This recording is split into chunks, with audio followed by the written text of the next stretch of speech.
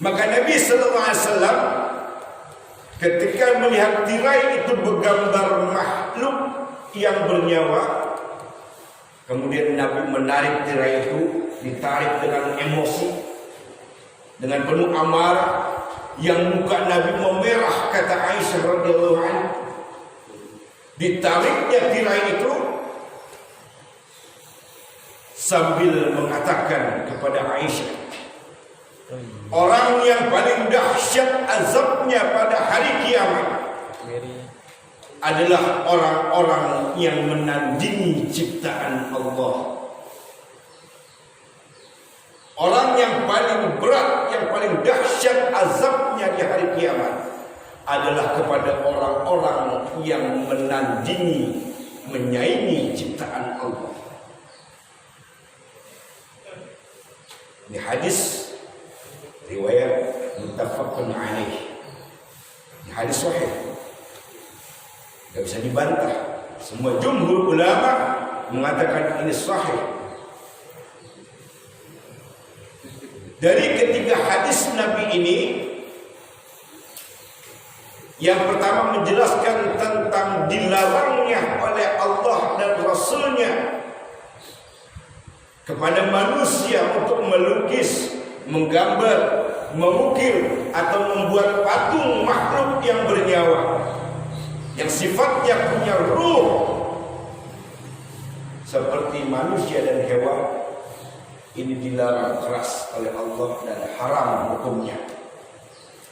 Karena di situ ada laknat Allah, ada laknat Rasulullah, ada azab Allah yang teramat dahsyat, yang teramat pedih bagi dirinya. Lalu hadis yang kedua kata Nabi SAW menjelaskan tentang diperintahkannya pada orang yang menggambar itu, yang membuat patung itu untuk meniupkan ruh kepada hasil yang dibuatnya. Dan kata ulama, kata Bukhari, Muslim, kata At-Tirmidzi mengatakan mereka tidak akan sanggup dan mereka tidak akan bisa menciptakan ruh dan meniupkan ruh kepada hasil yang dibuatnya. Saat itu juga Allah tiupkan ruh dari hasil kerjanya itu, kemudian Allah perintahkan untuk menyiksa dia nanti di yaumul qiyamah. Dan di dalam neraka Jahannam pun mereka akan datang menyiksa dia.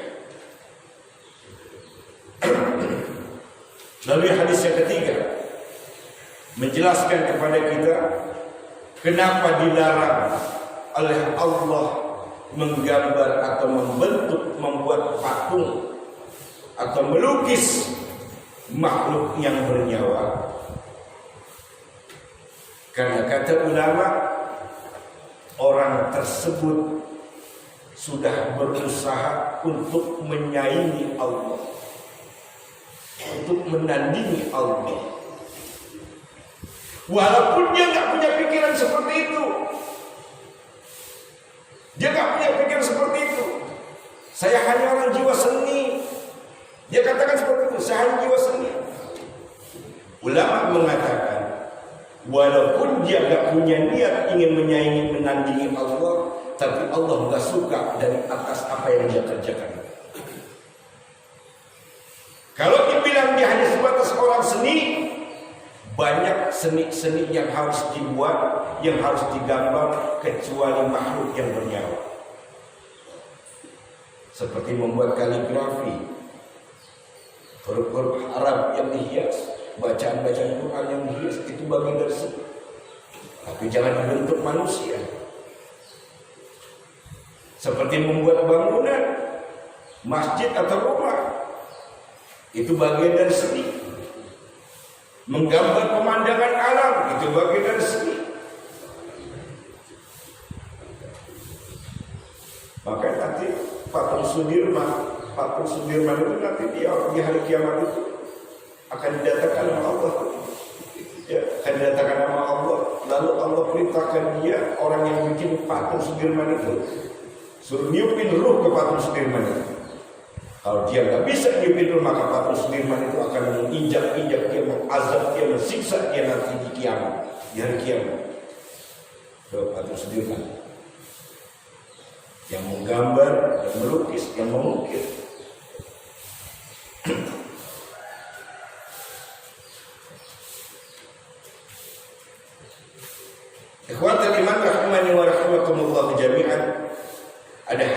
yang diriwayatkan oleh Bukhari dan Muslim dari Ibnu Abbas radhiyallahu anhu, semoga Allah meridainya, bahwa Allah Subhanahu wa taala, bahwa Nabi sallallahu alaihi wasallam bersabda, kullu musawwirin finnar yaj'alu lahu bi kulli suratin sawwaraha nafsan fayu'adzibuhu fi jahannam. Kata Nabi sallallahu alaihi wasallam, ini Ibnu Abbas menceritakan, setiap orang yang menggambar makhluk hidup, setiap orang yang menggambar manusia dan hewan, atau dia melukisnya, atau dia mengukirnya, atau dia membuat patung dari manusia dan hewan, adalah pasti masuk neraka, kata Nabi SAW. Pasti masuk neraka. Karena dengan perbuatannya itu Allah memasukkan ruh pada setiap gambar atau patung yang telah dibuat olehnya, dan dia Allah mengazab orang itu dalam neraka jahanam dengan siksaannya yang akan begitu dahsyat. Allah perintahkan kepada patung-patung itu, gambar-gambar itu nanti kepada si pembuatnya. Ikhwatul iman, mengapa Allah dan Rasulnya sekali lagi mengharamkan perbuatan itu? Karena Allah nggak suka disaingin, Allah nggak suka ditandingin. Jika ada manusia yang berani melanggar aturan Allah, dia nekat menggambar yang dilarang Allah, membuat patung yang dilarang oleh Allah, sama halnya dia seorang manusia itu telah melakukan kesombongan, kata Allah Subhanahu wa taala. Dia nekat melawan aturan Allah, dia enggak peduli aturan Allah dan Rasulnya, maka dicap oleh Allah manusia itu sebagai manusia yang sombong. Sementara Allah mengharamkan sifat sombong yang ada pada diri manusia. Karena Nabi pernah mengatakan dalam sabdanya, menyampaikan firman Allah, kata Allah, sombong adalah pakaian bagian atasku, adapun kemahabesaran adalah pakaian bagian bawahku. Jika ada makhluk yang menyaingi aku, kata Allah, aku akan lemparkan dia ke neraka. Gak suka Allah dengan manusia yang punya sifat sombong, yang sifatnya punya besar, mentang-mentang kaya, lalu seakan-akan dia merasa besar. Kalau ada di antara kedua zat Allah ini, pakaian Allah ini dimiliki oleh manusia, Allah nggak ridha, maka Allah akan lemparkan dia ke neraka jahanam. Ini hadis qudsi. Kemudian ada hadis qudsi berikutnya yang disampaikan oleh Nabi sallallahu alaihi wasallam, di mana Allah Subhanahu wa taala berfirman, dalam firman Allah ini Allah marah banget kepada manusia yang melukis, menggambar, membuat patung hewan dan manusia. Marah banget Allah dalam hadis qudsi. Disampaikan oleh Nabi sallallahu alaihi wasallam, firman Allah ini, yaqulullahu azza wa jalla, wa man azlamu mimman zahaba yakhluqu khalqan ka khalqi fayakhluqu habbah aw liyakhluqu sa'irah aw liyakhluqu zarrah. Siapa yang lebih zalim, yang melanggar aturanku, kata Allah, daripada orang-orang yang membuat, menggambar, melukis, membuat patung seperti manusia dan hewan.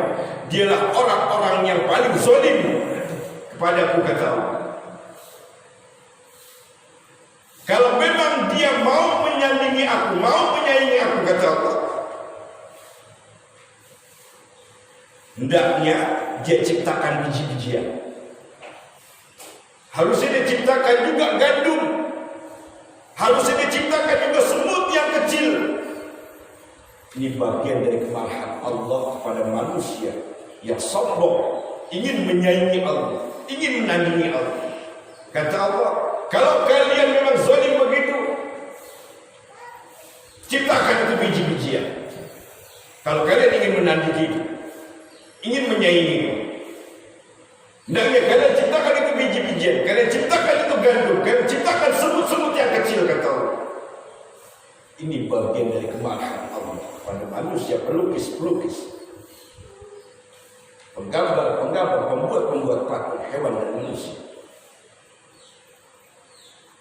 Dan kata Imam Az-Zahabi, terdapat riwayat yang sahih bahwasanya Nabi sallallahu alaihi wasallam melaknat orang yang menggambar, yang melukis, yang mengukir, yang membuat patung hewan dan manusia. Dilaknat oleh Nabi sallallahu alaihi wasallam.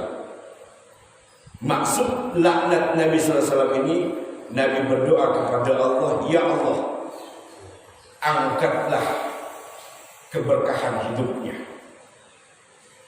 Kalau Nabi sudah berdoa begitu kepada Allah, niscaya Allah mengabulkan permohonan Nabi. Dan orang yang melanggar aturan Allah, hidupnya tidak akan pernah berkah. Hidupnya tidak akan pernah berkah. Sengsara dunia wal akhirat. Karena Nabi sudah mendoakan ini, meminta kepada Allah untuk diangkat keberkahan hidupnya selama dia berada di atas muka bumi. Itu baru di dunia dilaknat oleh Nabi SAW. Belum nanti di yaumil qiyamah. Na'udzubillah. Na'udzubillah min dzalik.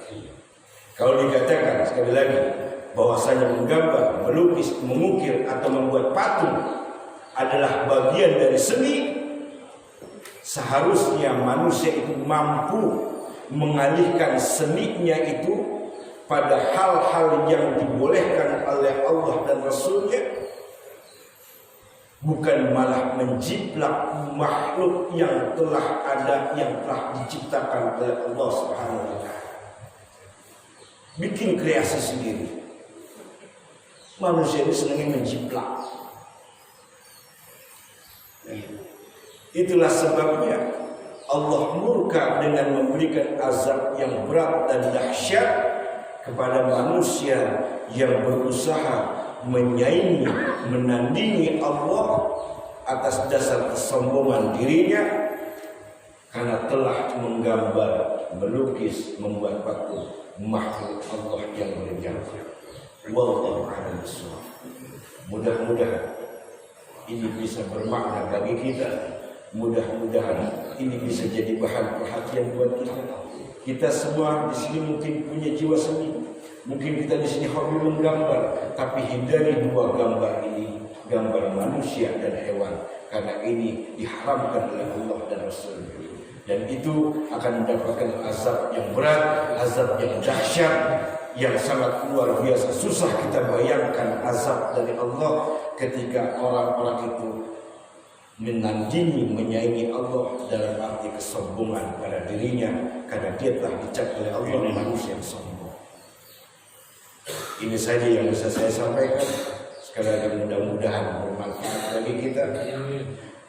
Apabila ada kesalahan, kekeliruan dan kekhilafan, Al-Fakir mohon ampun kepada Allah, dan Al-Fakir mohon dibukakan untuk maaf yang seluas-luasnya. Kalau ada yang ingin dipertanyakan,